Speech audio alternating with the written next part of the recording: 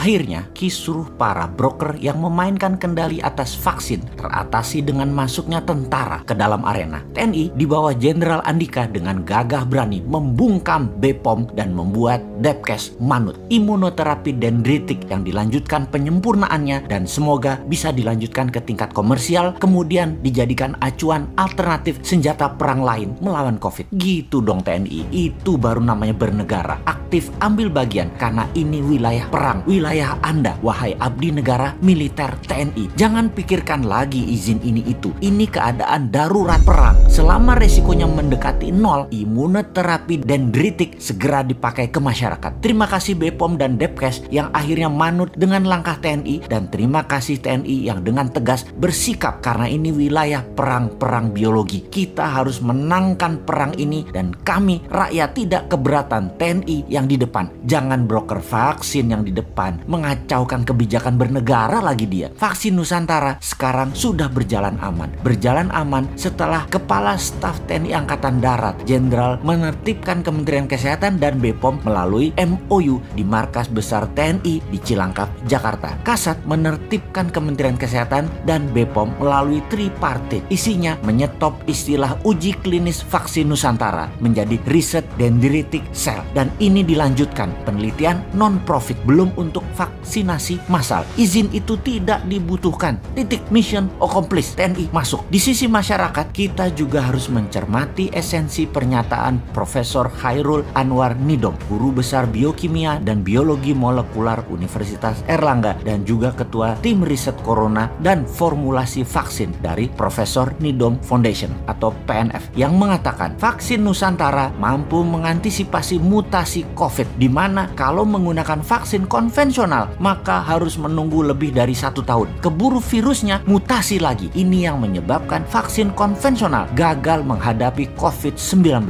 Jadi vaksin Nusantara bukan konvensional vaksin, lebih tepat disebut imunoterapi. Vaksin Nusantara dendritik, cara kerjanya adalah darah pasien dikeluarkan, dipecah, dendritik selnya diambil, antigen virus dimasukkan. Sel dendritik dan virus berinteraksi. Setelah matang, serum disuntikkan ke dalam tubuh pasien kembali. Setelah itu, semoga para broker vaksin asing juga bisa di-stop tindak tanduknya, kemudian bisa mempercepat proses efikasi dan proses safety imunoterapi vaksin Nusantara. Dana vaksin asing yang nilainya triliunan rupiah menggunakan uang negara yang kebanyakan dipegang broker dan oligar, semoga tidak berkutik lagi. Mereka itu sampai berani mempengaruhi para pejabat. Semua ini sebenarnya atas nama cuan, bukan atas nama humanitarian, bukan atas nama nasionalisme. Harus segera di-stop. Salah satunya dengan adanya imunoterapi vaksin Nusantara. Ini akan merubah permainan globalis tersebut secara telak. Militer Indonesia masuk itu patut didukung karena sebuah langkah terang-terangan melawan globalis. Jadi bagaimana kalau kita rincikan langkah itu? Siapakah Jenderal Andika sang kasat ini? Mengapa Jenderal Andika bisa menekan BPOM dan Kementerian Kesehatan? Agaknya kita mundur sebentar, mempertanyakan tanda jasa medali Legion of Merit Degree of Commander dari pemerintah Amerika di tahun 2020 kemarin. Itulah medali tertinggi yang pernah diberikan kepada seorang petinggi militer negara lain, di mana bagi pengamat intelijen pertahanan ini sesungguhnya kode keras. Pentagon adalah nasionalis. Pentagon di bawah Chief Joint Staff Panglima Gabungan Miley memang nasionalis tulen yang mengadakan perjanjian ekstra ketat kepada Biden tepat sebelum hari pelantikan, yang isinya kita semua sudah buka di informasi jauh-jauh hari sebelum ini. Anggaran militer